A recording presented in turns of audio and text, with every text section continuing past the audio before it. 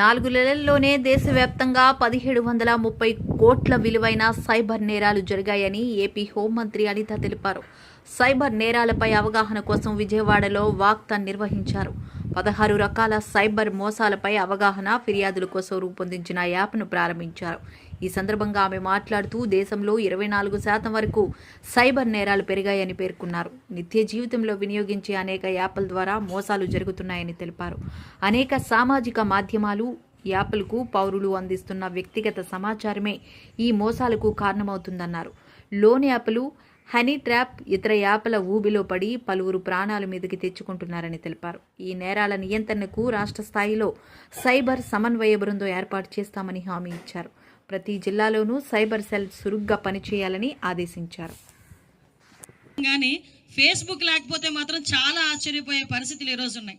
ఒక పక్క ఫేస్బుక్, ఒక పక్క ఇన్స్టా, ఒక పక్క స్నాప్చాట్, ఒక పక్క ShareChat, Twitter, at the same time మళ్ళీ మనకి టెలిగ్రామ్, ఎన్ని యాప్స్ ఉన్నాయంటే మనకి కమ్యూనికేషన్ పెంచుకోవటానికి, అట్ ద సేమ్ టైం మనల్ని మనం ముంచుకోవటానికి కూడా. అంటే అన్ని యాప్స్ నుంచి మన తాలూకా ఇన్ఫర్మేషన్ని మనమే ఇంకొకరికి బయటకు పెడుతున్నాం. ఫర్ ఎగ్జాంపుల్, నేను తప్పుగా అనుకోవద్దు, చాలామంది అమ్మాయిలు అబ్బాయిలు ఏజ్ గ్రూప్లో ఏం చేస్తారంటే జస్ట్ ఒక క్లిక్, ఎక్కడికి వెళ్ళినా ముందు ఒక సెల్ఫీ, ఈవెన్ తినడానికి కూర్చున్న తర్వాత కూడా మనం తినే వస్తువు కూడా చిన్న ఫోటో పెడతాం, ఆ లొకేషన్ షేర్ చేస్తాం. అంటే ఏంటంటే మనం తినేది కూడా ప్రపంచానికి తెలియాలనుకుంటాం. మనం తినేదే ప్రపంచానికి తెలియాలనుకునేటప్పుడు మన తాలూకు ఇన్ఫర్మేషన్ వాళ్ళు ఎంతసేపట్లో తీసుకుంటారో ఒకసారి ఆలోచించండి. అంటే ఈవెన్ నేను మా వాళ్ళతో మాట్లాడుతున్నప్పుడు చెప్తున్నారు, పిల్లలందరూ చాలా అలవాటు ఏంటంటే జస్ట్ ఈ ఫింగర్స్ ఇలా పెట్టి క్లిక్ చేసుకుంటారు. ఈవెన్ మన ఫింగర్ ప్రింట్స్ సంబంధించిన దీని రేఖల్ని కూడా వాళ్ళ ఐడెంటిఫికేషన్ చేసుకున్నంత జూమ్ చేసి దాని నుంచి కూడా మన తాలూకా మొత్తం బయోడేటాని అంతటిని పక్కకు తీసే పరిస్థితి. అంటే ఇది చెప్పుకోవడానికో వినడానికో కొంచెం జాయల్గా ఉండొచ్చు, అవునా ఇంతలాగా చేస్తున్నారా అని అనుకోవచ్చు. కానీ దీని ఇంపాక్ట్ ఎంత పడుతుందంటే మీలాంటి చిన్న చిన్న పిల్లలు సూసైడ్లు చేసుకునే పరిస్థితి వస్తూ ఉంది. మా దగ్గరికి చాలా కేసెస్ వస్తాయి. అమ్మాయిల ఫోటోలు ఒకసారి ఫేస్బుక్లోనే ఎక్కడో ఒకసారి మీరు అప్లోడ్ చేస్తారు. అప్లోడ్ చేసిన వెంటనే మీ ఫొటోస్ని మార్ఫింగ్ చేస్తారు. మీరు కనుక వాళ్ళకి సంబంధించిన డబ్బులు ఇవ్వకపోయినా, వాళ్ళు మిమ్మల్ని ఏదో అబ్యూస్ చేసినా బయటకు కూడా చెప్పుకోలేక, ఆఖరికి ఇంట్లో వాళ్ళతో చెప్పుకోలేక, ఫ్రెండ్స్తో చెప్పుకోలేక, ఎక్కడ అవమానపడతారో, ఎక్కడ మమ్మల్ని తక్కువగా చూస్తారో అని భయపడి సూసైడ్లు చేసుకునే పరిస్థితి కూడా చాలా కేసెస్ మేము చూసాం. ఇప్పుడు ఇందాక సిపి గారు చెప్పారు, దగ్గర పర్ డే మాకు తెలిసి ఒక 5 to 6 కేసెస్ వస్తాయండి. అంటే ఒక విజయవాడ పరిధిలో. అటువంటిది స్టేట్ లెవెల్లో ఎన్ని వస్తాయో ఒకసారి ఆలోచన చేసుకోవాలి. ముఖ్యంగా ఈ పిల్లలందరూ కూడా చదువుకునేటప్పుడు 5,000, 10,000 అవసరమయ్యి ఈ లోన్ యాప్స్లోకి వెళ్తారు. ఈ లోన్ యాప్స్లోకి వెళ్ళి వాళ్ళు తీసుకొని ఒక చిన్న ఇన్స్టెంట్ డబ్బులు అంటారు. మాకు వస్తుంటాయి మెసేజ్లు, నాకు మొన్న ఎవడో పెట్టాడు 50 లక్షలు ఇన్స్టెంట్ లోన్ మీకు శాంక్షన్ చేశానని. అంటే వాళ్ళు ఇన్స్టెంట్ లోన్స్ అని చెప్పి మీ దగ్గర నుంచి మీరేం చేస్తారు, డబ్బులు ఉండవు, అమ్మ వాళ్ళని అడగాలంటే భయమో, లేకపోతే అమ్మ వాళ్ళ దగ్గర ఉన్నాయో లేదో అని బాధో ఏంటో, వాట్ ఎవర్ ఇట్ మేబీ, మనం ఈజీగా కట్టేద్దాంలే తర్వాత అని ఒక 10,000 or 20,000, ఎక్కువ కూడా కాదు మీరు తీసుకునేది, ఒక 10,000, 20,000. అలాంటిది కూడా తిరిగి రీపేమెంట్ విషయంలో మీరు కడుతూనే ఉంటారు కానీ ఆ డబ్బులు మాత్రం తీరు. ఆ 10,000కి 30,000 కడతారు, 40,000 కడతారు, కానీ ఆ అప్పు మాత్రం తీరదు.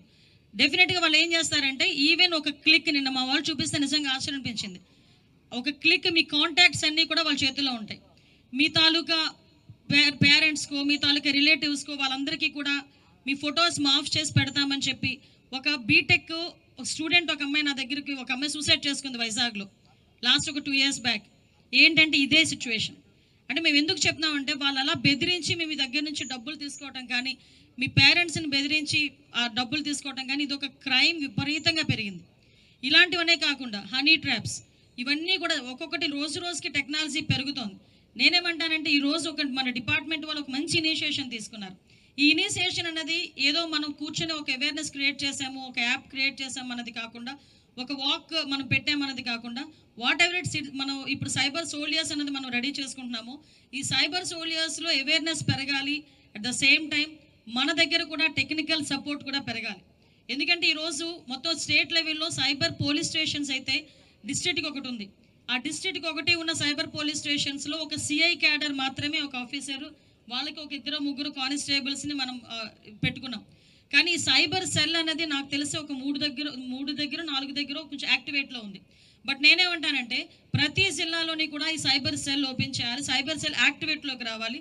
ఈ సైబర్ సెల్కి సంబంధించి సైబర్ పోలీస్ స్టేషన్లో కూడా మనందరం కూడా ఒక అఫీషియల్గా టెక్నికల్గా సపోర్ట్ చేసే ఒక టీమ్ని రెడీ చేసుకొని, ఎస్పెషల్లీ సైబర్ క్రైమ్. మనం అనుకోవచ్చు రోజు రోజుకి క్రైమ్ పెరుగుతుందంటే ఈ సైబర్ క్రైమ్స్లోని ఉన్న వ్యవహారంలోని గాంజా కూడా, డ్రగ్స్ కూడా విపరీతంగా పెరుగుతున్నాయి. అంటే ఓవరాల్గా చెప్పాలంటే మన ఫ్యూచర్ని మనమే చేతులతో నిలిపేసుకునేటట్టుగా చేసే పరిస్థితి ఈరోజు మనకు కనిపిస్తూ ఉంది. ఎవడో మనల్ని చెడగొట్టక్కర్లే, మన ఫోనే మనల్ని చెడగొడుతుంది ఈరోజు. మనం యూజ్ చేసే యాపే మనల్ని చెడగొడుతుంది ఈరోజు. మన భవిష్యత్తుని ఎవడో పాడు చేయక్కర్లే ఈరోజు. మనకి మనమే పాడు చేసుకునే టూల్స్ అన్నీ కూడా మన మొబైల్లో ఉన్నాయి. అన్నెసరీ క్లిక్స్, ఇందాక ఎవరో అక్కడ పెట్టారు, థింక్ వన్స్ క్లిక్ వన్స్ అని చెప్పి. అంటే ఒక్కసారి అదొకటి. Next break the silence. ముందు సైలెన్స్ని బ్రేక్ చేయండి. చాలామంది ఆడపిల్లలు, ముఖ్యంగా మగపిల్లలు కూడా ఇంట్లో తెలిస్తే ఏమవుతుందో, మన రిలేటివ్స్కి తెలిస్తే ఏమవుతుందో, ఫ్రెండ్స్కి తెలిస్తే ఏమవుతుందో. కొంతమంది నా దగ్గరికి వస్తారు, doctors, lawyers, IAS officer, IPS ఆఫీసర్లే, మేడం మా పేర్లు బయటకు చెప్పకండి. నో, నేనేమంటానంటే కొంచెం ఓపెన్ అప్ అవ్వాలి. ఎస్, నేను ఇలా మోసపోయాను అనేది బయటకు తెలిస్తే 10 మంది ఆటోమేటిక్గా అవేర్నెస్ క్రియేట్ అవుతుంది, వాళ్ళలో కూడా ఒక అలర్ట్నెస్ వస్తుంది.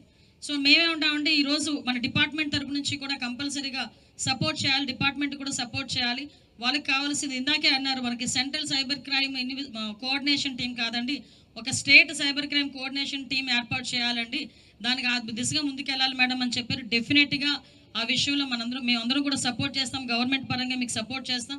ఎట్టి పరిస్థితుల్లోని ఇప్పుడు వరకు అయింది ఒక ఎత్తు అయితే, ఇదే అంటారు కదా, prevention is better than cure. మనం అయిపోయిన తర్వాత ఆ డబ్బులు ఎలా తీసుకురావాలి అనే దాని మీద కన్నా అవ్వకుండా చూసుకునేటప్పుడే మనం ఒక సక్సెస్ఫుల్గా స్టోరీస్ మనం రన్ చేయాలి. అట్ ద సేమ్ టైం నేను పోలీస్ డిపార్ట్మెంట్ వాళ్ళకి కూడా కోరుకునేది ఏంటంటే, పిల్లలు ఎక్కువగా యూజ్ చేసే యూట్యూబ్స్లో కానీ, ఇన్స్టాస్లో కానీ